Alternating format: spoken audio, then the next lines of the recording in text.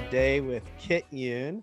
Kit, I am really honored to have you on the show and get a chance to really spend some time with you. Honored to be here, Brett. Thanks for having me. Sure. As we were just talking about, I was on your podcast, which was a lot of fun.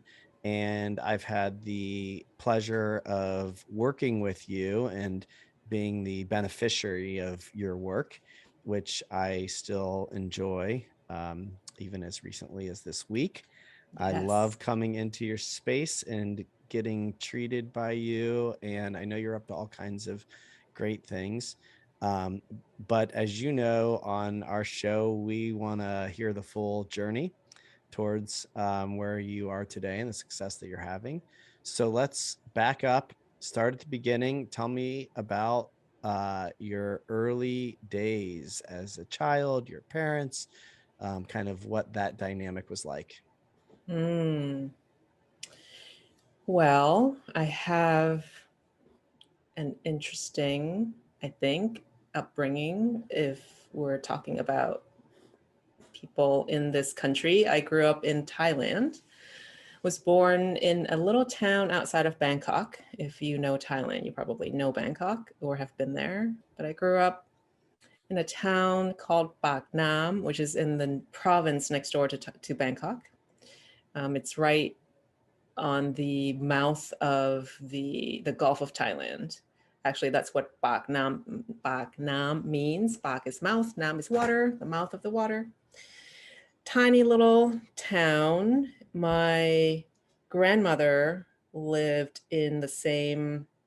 Um, it's I'm going to say compound. It sounds much more fancy than it was. It's just there were two houses on the same piece of land, and she lived in her house, and we lived in our house. So I grew up with my grandmother for the most part. My parents both worked.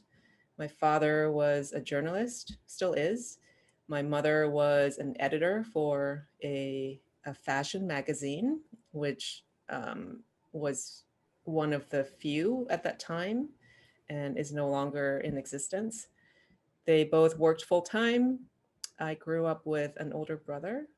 We went to a local elementary school, took a little, what do you call those things? A tricycle, like a taxi tricycle would come pick us up in the morning Mm-hmm. and would take us to our school.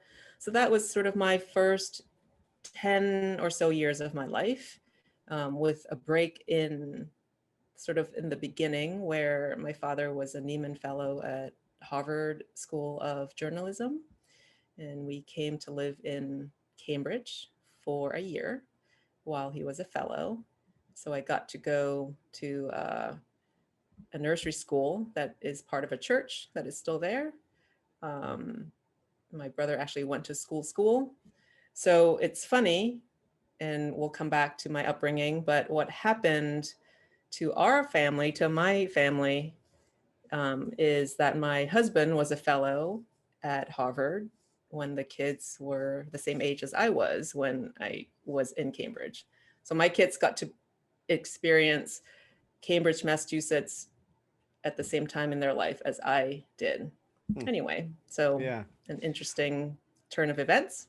Yeah, tell me a little bit. I'm just kind of curious, what you recall in kind of the difference in environment and kind of how life was different for you as go from, Thailand to um, Cambridge, I don't know. I'm just imagining everything to be different. But I don't know what that was like for you as a kid.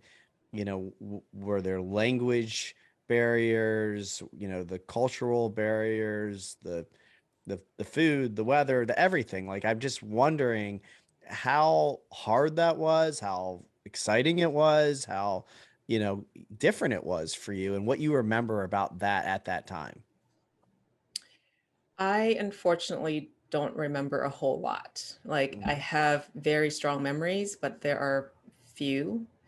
I was about three, four, about that age. What I remember, okay, so I'll tell you the memories that I do have. The first one, which is probably the strongest one, is being in the basement of this church with other little kids. I remember the smell of Play-Doh, like still today when I smell Play-Doh, it takes me back to that time. I remember taking a bite into this orange cube, didn't know what it was, and completely disgusted by, like I spat it out, completely disgusted. And it was cheese. And I had not had cheese before in my life. So that was not a pleasant experience because I was repulsed by it. Then I remember snow, and also the first time. Uh, Not liking the cold, but I think fascinated by what it was, and maybe we made snowmen. What I remember, Brett, is that I got to be with my parents, and may have been the most intense family time that we had until today, because we were together a lot every day for the year, experiencing new things together. And after that, we got super busy. My parents went back to work full time. They sent us back here to the US when I was 12. So there was not another year in that time frame when we got to really spend time as a family. Mm. And tell me a little bit more about your parents. I'm kind of still fascinated by, how somebody goes from, tricycle taxi and what, feels like, and I'm just imagining, to be sort of like a more simple life than it is in the US in some ways. I mean, not that it's easier, better, or harder. It just seems a little more simple. Um, uh, and I don't even know if that's true, but I'm just kind of imagining this like big transitionary thing. Like I don't even know, how does that work that your father gets on the radar of Harvard? And what was he doing? How did that happen? And like tell me more about that, because what I see today is that move, right? Which maybe led to bringing his family to the US, transformed probably generations of the, kind of what happens with you and your kids and, right? And so I'm curious about kind of who he was and the spark and the role your mom played and kind of how all of that unfolded. Yeah, it would be fun for him to talk to you because he's a good he's a good talker. My father grew up in a Chinese community in the south of Thailand, with a father who really valued education. So he was sent to a Catholic school in this tiny town in the south of Thailand and was exposed to, some of the religious stuff, but also probably some westernized thinking. One of the teachers that he had, who's still a friend, um, was Father Frank from Italy, and he grew up with. We call him the posse. There's like a group of them that grew up together in this Catholic school. And they all moved to Bangkok when they were older to go to college. And not surprisingly, but they're still very good friends and all quite successful in their own ways. But what happened for my dad, he got accepted. So he was a very good student. And the story is that he used to study in elementary school.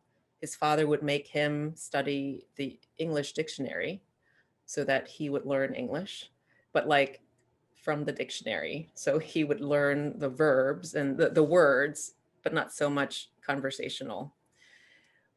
With the school that he went to, I think also taught him English enough just enough, more than a regular Thai kid would have had. So he got to Bangkok and got into the best university one could get into in Thailand, and studied journalism. And I'm not sure why he chose that at that point.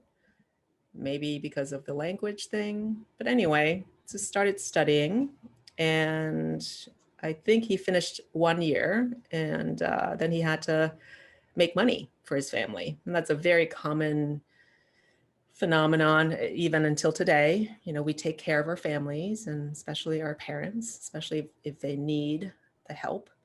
So he started working as a reporter for the Bangkok Post, which was the only English newspaper in Thailand at that time. And I'm going to skip a lot of the pieces and the stories, but what happened then was he loved what he was doing, got together with a few friends and decided we're going to start our own newspaper. Because I think the Bangkok Post was owned by a different, an international newspaper company. So my dad and two or three other friends decided they were going to make their own. And it was the era, I guess, in the late 60s, maybe early 70s. Lots of stuff going on, right? Vietnam War was happening. It was right by our country. Vietnam is a neighbor.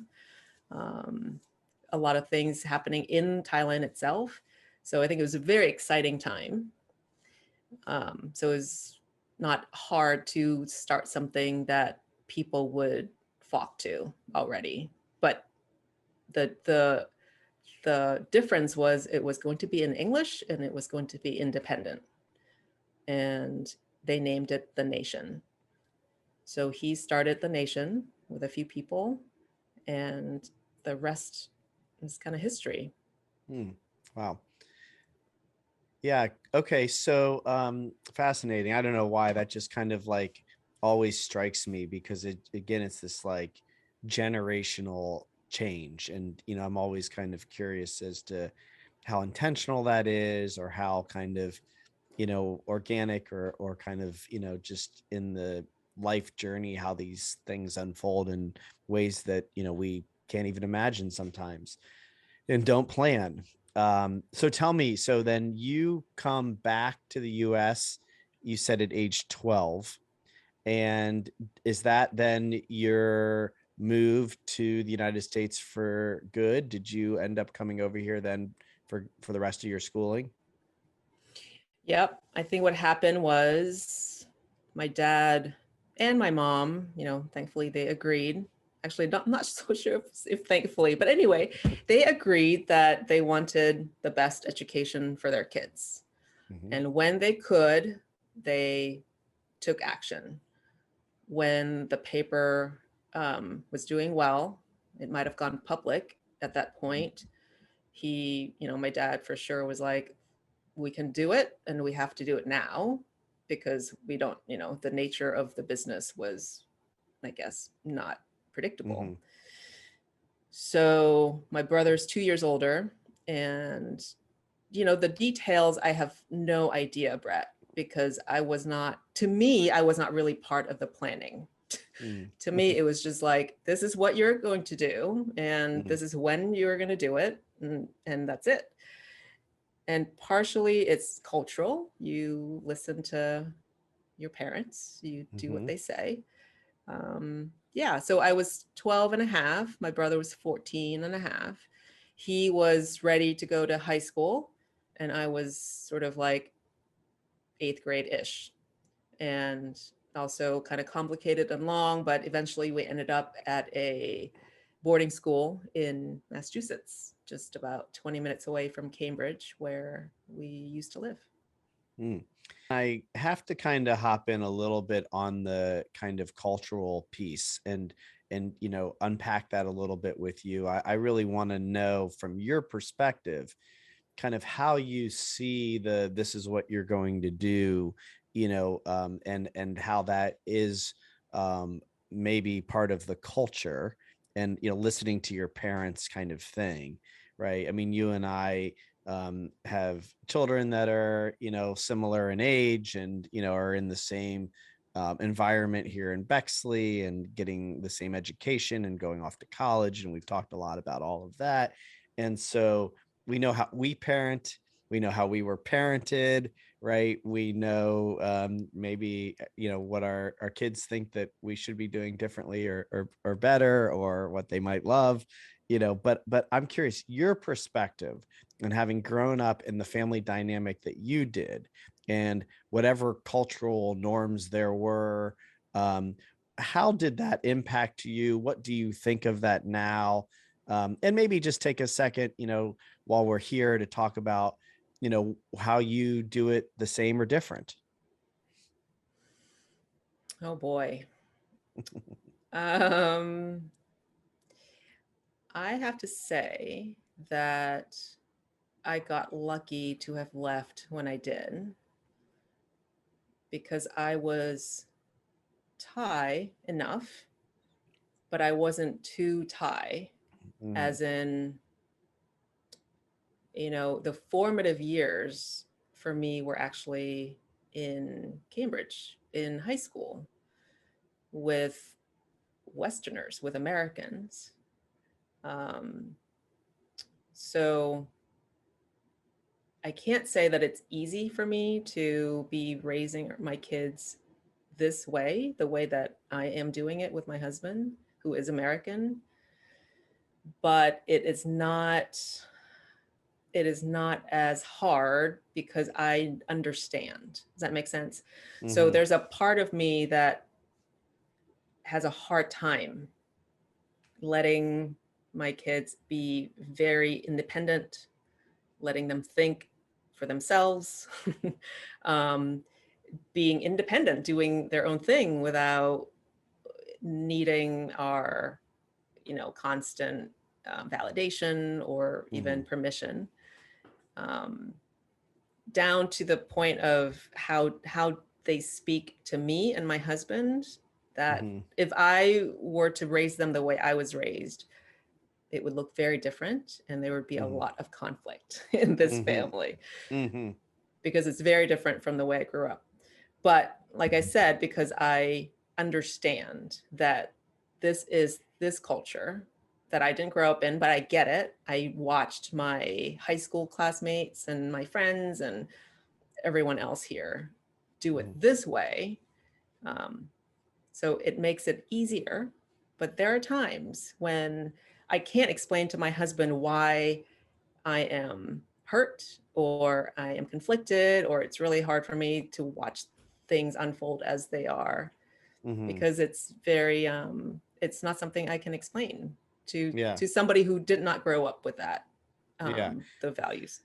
Yeah, and just kind of curious because you are a coach, and you are a healer, and I think it's like very honest to talk about kind of how you may not be able to really relate, because or even explain, right? Because it's really like an embodied experience that's kind of who you are and your being based on kind of how you were raised and conditioned and I find it to be wonderful that you also kind of maybe had the blessing of both, and so you kind of now get to pick and choose which parts you want to really live into today, as your adult self and as a parent, and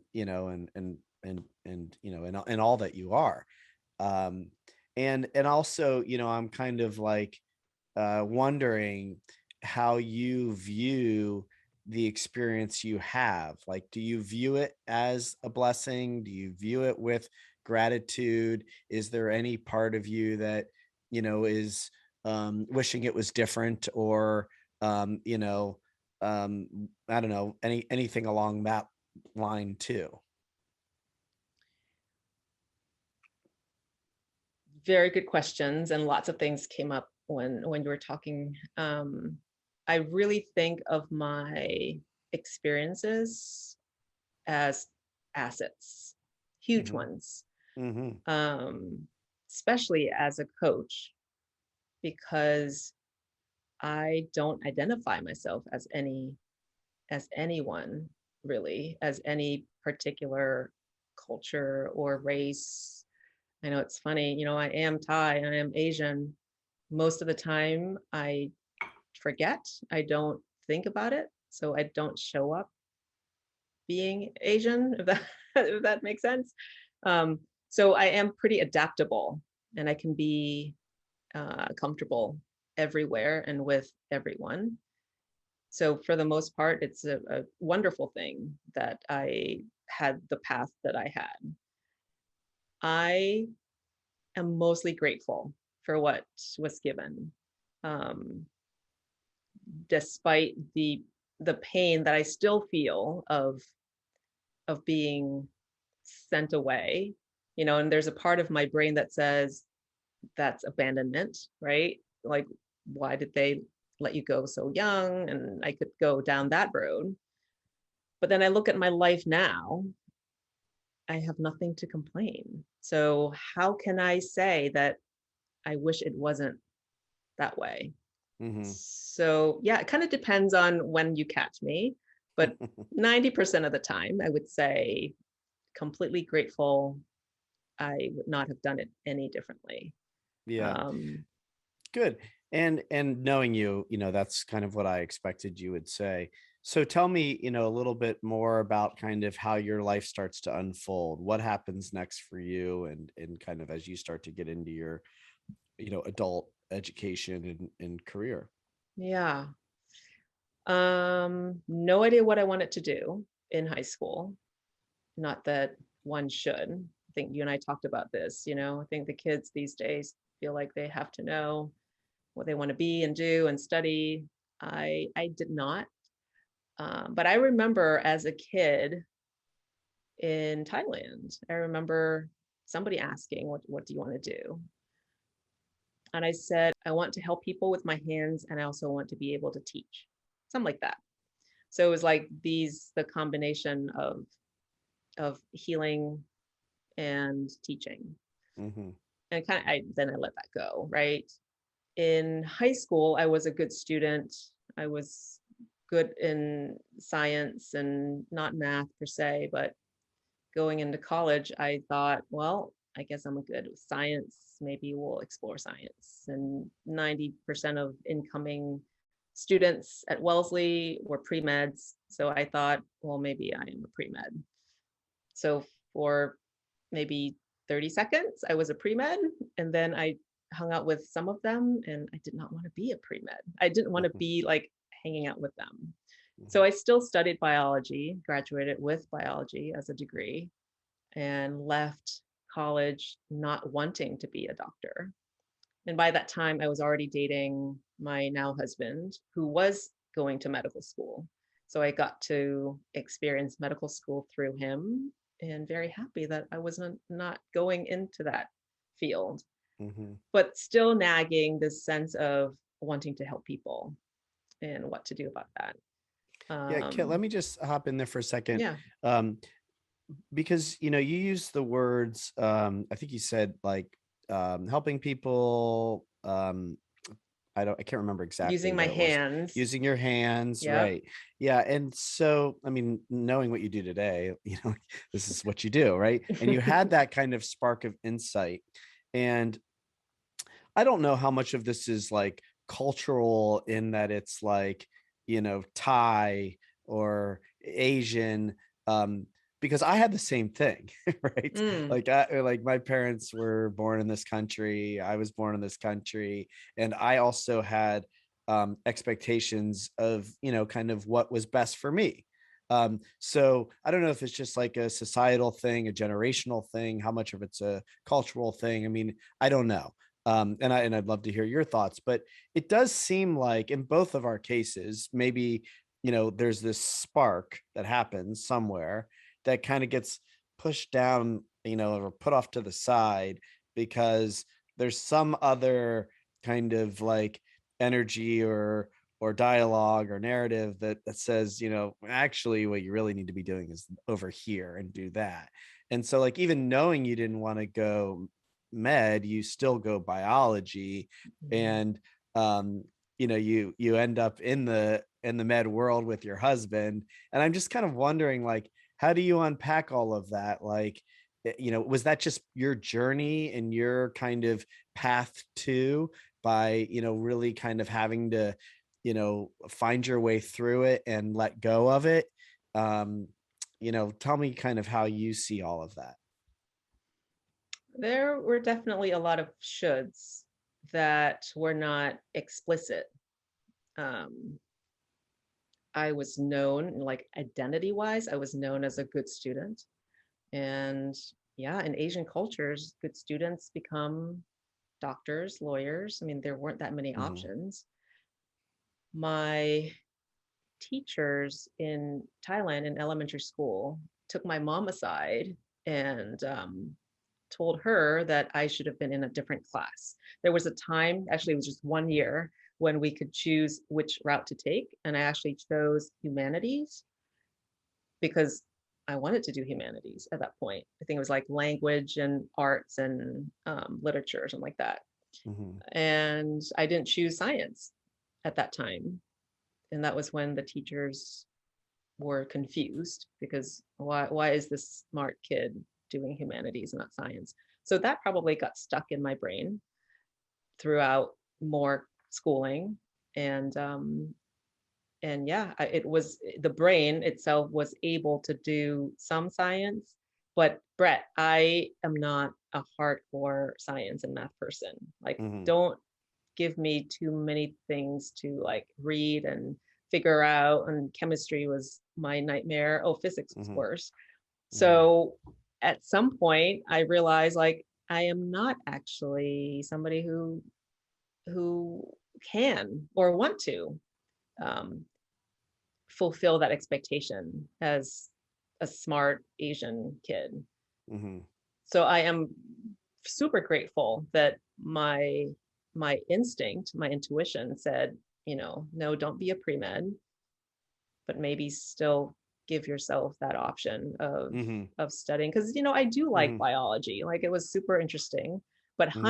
hindsight, now that I have kids, this age, choosing to do things, I hope that I can be helpful to them if they come to me with questions Hmm. of what should I study?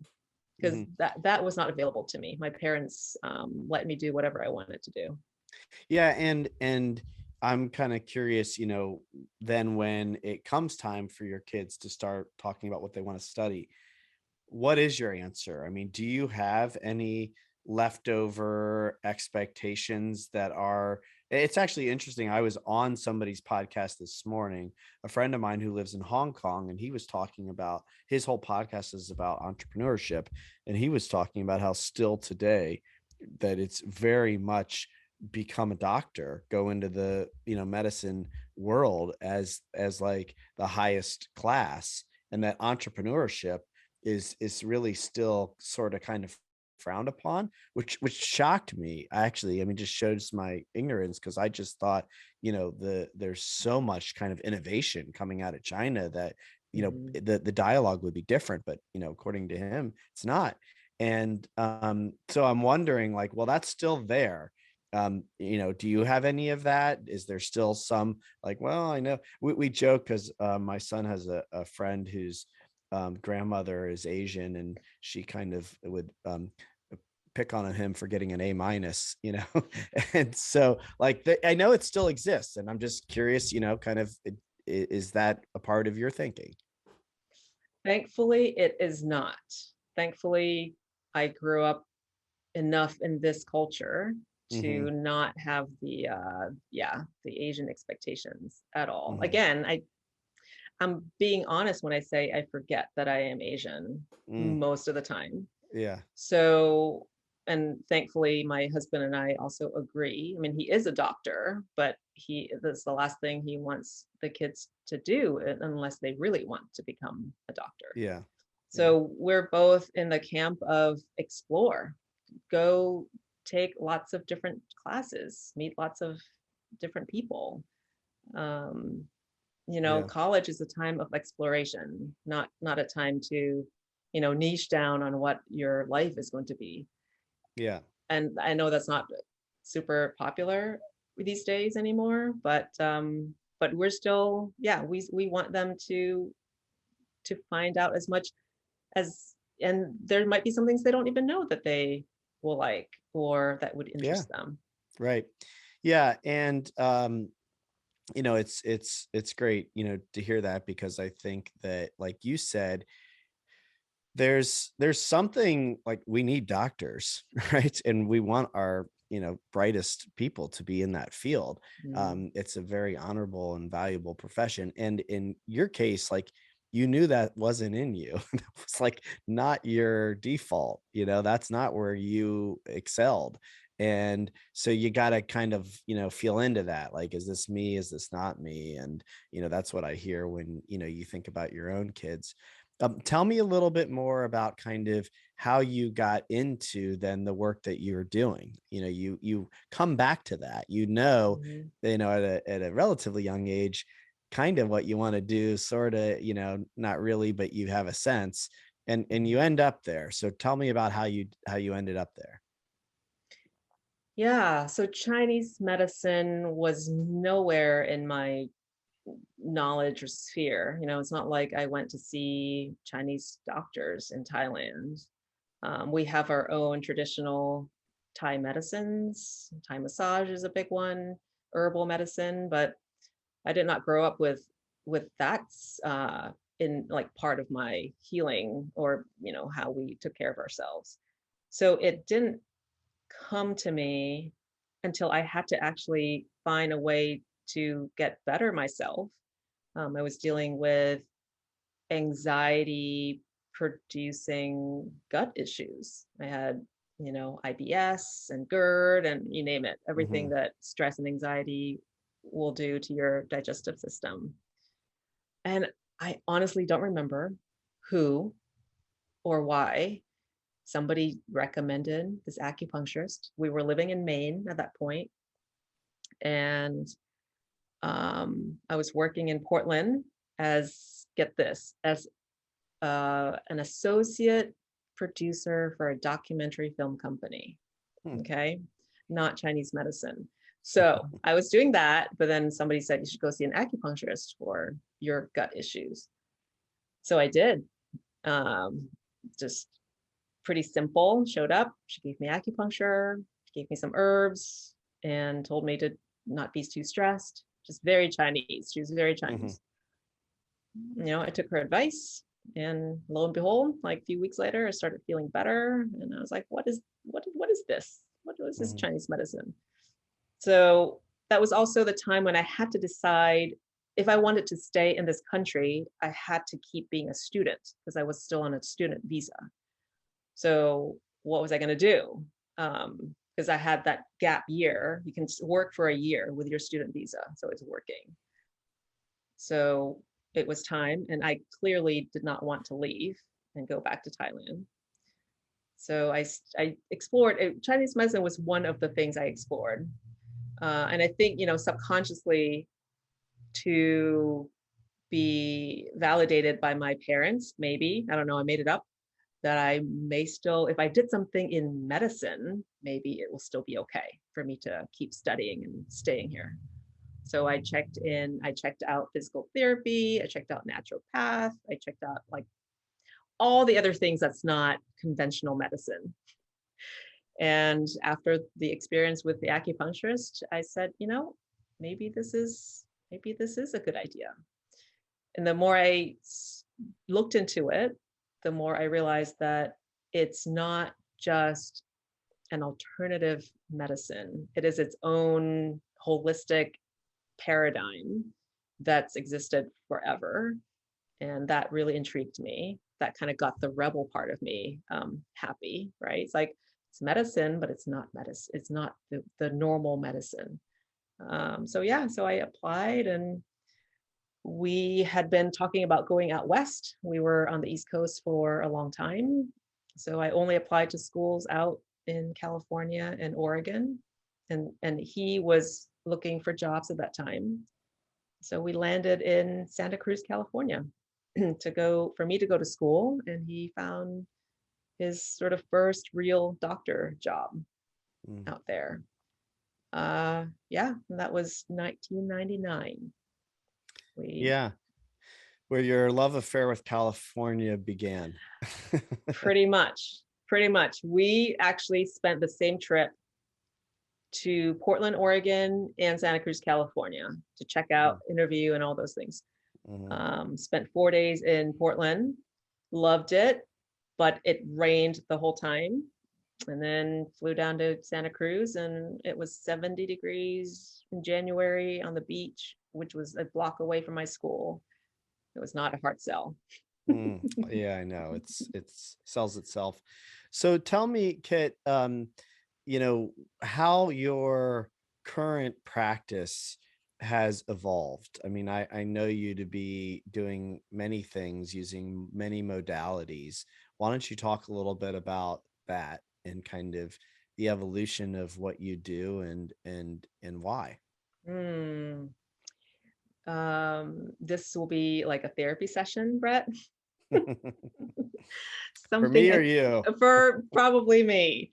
Okay, good. So I still pretty much do what I've always done, which is helping people feel better by helping them use their own wisdom. I joke, but it's true that, Jerry Maguire, right? Remember this? Do Hmm. you know Jerry Maguire? Yeah, Oh we're yeah, yeah, we're contemporary. So sure. Yes. the scene of when Jerry's telling Cuba Gooding, like, help me help you, just like Sure. pleading, help me help you. So Hmm. my version of that is, I want to help you help you. Let me Hmm. help you, which means it's all in here, right? To get better, to feel better, to heal yourself physically, emotionally, we have it. I am the conduit, I am the facilitator of how you can do that for yourself. So in that sense, I'm still doing the same thing. It just looks different on paper or the way I offer. So yeah, so acupuncture, Chinese medicine, herbal medicine was a big part of my practice until about 5 years ago, when I discovered coaching. And how that happened was more like I was already coaching people. I mean, I Hmm. think most healers, practitioners coach in the sense of telling them how they can help themselves, right? And also listening. That's a big part of coaching, is listening. And I kept having people tell me that they felt better with me than they did with their therapists. So it made me curious, like, what does that mean? Do I have to become a therapist? And that point in time, I discovered hypnotherapy. That was sort of my first um, introduction to coaching, really. And hypnotherapy can sound scary, can sound woo woo, but it's nothing more than working with your own subconscious mind. So I got trained to do that, and loved all the sessions that I had to do to get certified, and kept doing it. But then at that point, it was sort of separate from what I did, because there was acupuncture and there was hypnotherapy. So over time, I collected other tools to sort of help blend those things. So health coaching became part of the toolbox, and then life coaching became part of the toolbox. And in between, there's tapping, that's actually combining acupuncture with positive psychology and coaching. So I yeah, I am confused about how I introduce myself to people now. People will ask, like, what do you do? So when I say I'm an acupuncturist, that's almost in disservice to everything else that I do, although I do still put needles in people, as you experienced. But I feel like when you're with me, I I would like to think that I offer more than that. So there's energy exchange for sure. There's my hands touching your body. So the hand thing is still there, but a lot of people will leave telling me that they feel like they're, mentally also in a different place, which, Hmm. which I, I'm happy to hear because I think that that's how I help them feel better. It's not just through the needles, massage. It is more than that. Yeah, I agree. I mean, in my own experience, and we've done some work together outside of acupuncture, predominantly, what I would say, you and I've done together is more on the acupuncture side. Um, that said, there is work that's being done, energy work that's being done beyond just the needle that does kind of help my nervous system. It helps, it's very meditative. It helps me clear thoughts, energy. I mean, it's very much an energetic healing experience, even though there's less of a coaching, um, you know, element to our engagement. And I totally get that. And maybe you could speak a little bit more to this coaching. I think coaching, especially today, is confusing for people.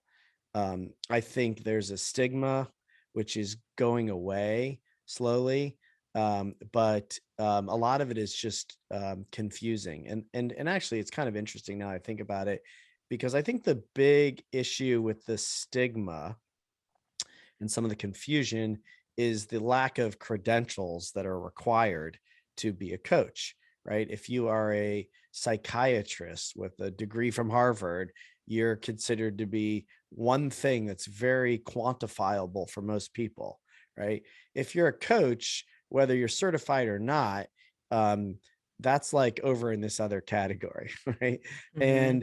And what I found in my own therapy and coaching that I've received and also given is that in fact you really just need to have lived a little bit, and that your experience and your natural intuition and way of being and way of tuning in to somebody else is really the only credential that you need, you know and you can support somebody, you can help somebody, especially if they help you, right, to help them, um just by tuning in.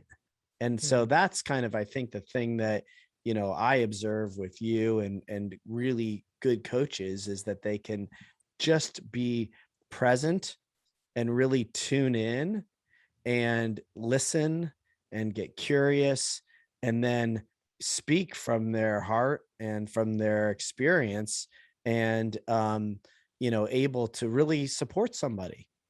And like that's it. You don't, I mean, what's confusing about that? But I want to hear, kind of your take.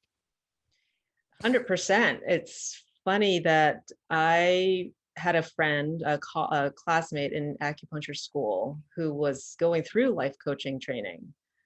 And at that point, I actually sort of laughed. It's like, how are you qualified to be a life coach? Because again, like at that point, 1999, maybe Tony Robbins was the only life coach out there that we knew, right? Hmm. Um, Now that I know, and now that I have been the recipient of being coached, having many coaches, business and health and life, it's like having a friend who gets who gets you, first of all, but is not attached to you, like has no agenda, but can see you better than you can see yourself. And here's the most important thing, and I think this distinguishes therapists from coaches, is they help you take action. Because a lot of times we know what we can do or want to do, but we're stuck in our own limitations. And a lot of that is mental stagnation. And this is where I think of everything as chi, right? So acupuncture is about moving your body's chi. It's also moving your mind's chi. So we can get stagnant in all the parts and all the ways. Coaches help clear that chi stagnation in your mind, because that's the only thing that's in the way is your beliefs, um, your self critique, right? The inner critic is always in the way. So I think that coaching, it's helpful to have somebody who's experienced for sure. It's really helpful to have somebody who is experienced in what you're going through, who's a little bit ahead of you or a lot ahead of you, right? So like a business coach, you don't want somebody who's hasn't done it before, but somebody who's done it well, just ahead of you, will know exactly what you need to do. Um, yeah, so I don't know if I'm answering your question, Hmm. but I I value coaching more now than, I mean, obviously, because I am in it and I see the benefits, but it's almost like if every athlete has a coach, why don't we all have a coach? You know what I mean?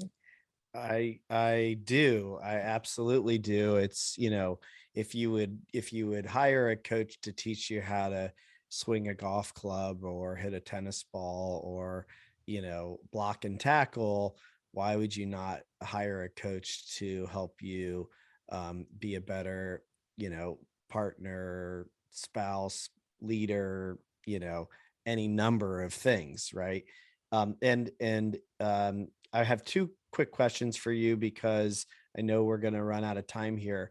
But the first one is you made a comment that distinguishes coaches from therapists, and it was action.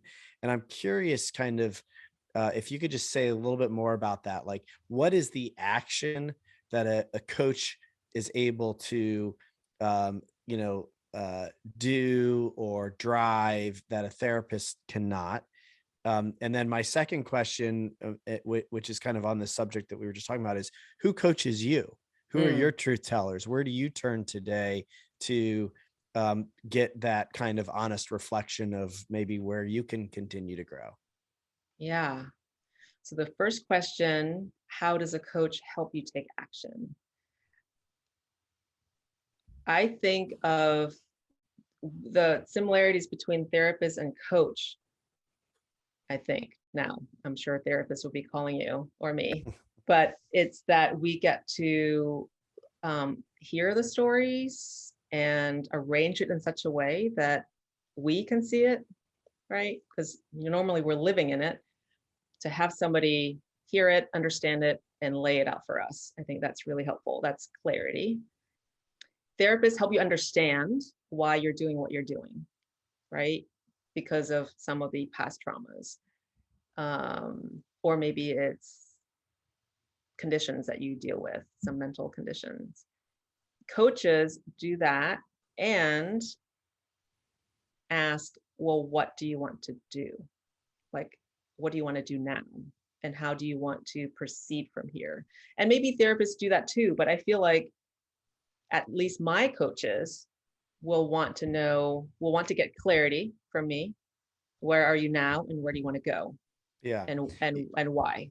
Yeah, I think there's a little more accountability, and also kind of like, you can give advice, you can kind of say what you think, you can kind of, be a little bit more actionable.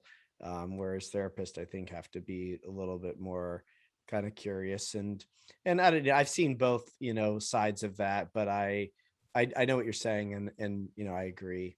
It's one of the reasons why uh, a lot of therapists today are opting for coaching, is because they can be a little more free with what they're able to do. They're not guided by a governing body that says you can't do that. Okay, tell me, where do you turn now? Kind Okay. of wrap up with that. Yeah. I have a personal life coach who her niche is helping successful women do the impossible. And if you know me, you're going to know that I like challenges and I like to think that I can pretty much do anything I want or set my mind to. And so she and I talk once a week, and it's setting impossible goals that, I mean, it's not like I'm going to go and lift up some heavy van, but it's more like this is what I want to do with my life and my business, and it seems impossible now. So every week we kind of go through like, okay, well, what have you done and why is it still impossible? And it's always comes back to my own limiting beliefs about me and what I can do. So she reminds me that that's not true, or that's just an optional belief. And Brett, she will give me bullet points, like list of things to do in between weeks, and pretty much I conquer them each week, which feels really good, but also makes her feel good because that's her job, right? Is to show me Mm-hmm. that I can do the impossible. I have a holistic business coach who has a mastermind, which she calls Mistress Mind because it's all women. It's a little bit woo-woo. We do human design, we do astrology, we work around menstrual cycle, but the main thing is to work towards moving our businesses forward. And she's Australian, and we also meet once a week as in a mastermind group. And I have access to her too individually if I need extra help. Awesome. Yeah, and then one last thing is I feel like I have lots of coaches who don't know that they're my coaches, because I look up to a lot of people. I mean, people like Oprah or seriously, Tony Robbins. Like sometimes when I need that yang energy, I will YouTube his talks, or I do want him to like yell at me to get going. Mm-hmm. So yeah, these are people who help me take action because they help me reframe my thinking. Yeah, it's one of the beautiful things I think about kind of the era that we're living in is that you can kind of like scroll through Instagram or turn to YouTube or take a seminar online with somebody you don't know, might never meet, and really get something inspiring out of it that can be massively impactful. So there's all kinds of ways to get help. Many of them are free. And I'm not surprised to hear that you're kind of tapping into a number of them because you can only coach people as far as you've gone, and in order to kind of continue to expand that, you've got to expand yourself, and so that's a never ending work, I think. And it sounds like that's the path you're on. Yeah, And and yeah. I'm gonna just add you to the list because Oh, I know you don't show up on this podcast as a coach, but you are creating value. You do have a lot of wisdom that when I do listen to your podcast, I do feel like I'm not getting coached per se, but I am growing. And you do help, at least me, think differently and taking actions that I might not otherwise do. well, So, thank you for saying that, Kit. The feeling is mutual. It's great to learn from each other and to be with you here today on the show. And yeah, thank you. I just appreciate you taking the time and for being who you are for me and your family and for many others. So I'll give you a oh. chance just if you have any final thoughts as we wrap up. um, Final thoughts is that thoughts create things. And that is what I do with most of my clients, is show them what they're thinking, and whatever they're thinking they are manifesting and creating in their life, and everything is optional. All the thoughts are not set in stone. So if you're not happy with what you have going on currently, think about or reflect on what you're thinking, and just know that it's always possible to reframe and create something different that you actually will enjoy. Amen. That's perfect. Great way to conclude. Kit, thank you for taking the time. I'll see you soon, and I enjoyed it. Oh my gosh. Thank you so much, Brett. All right.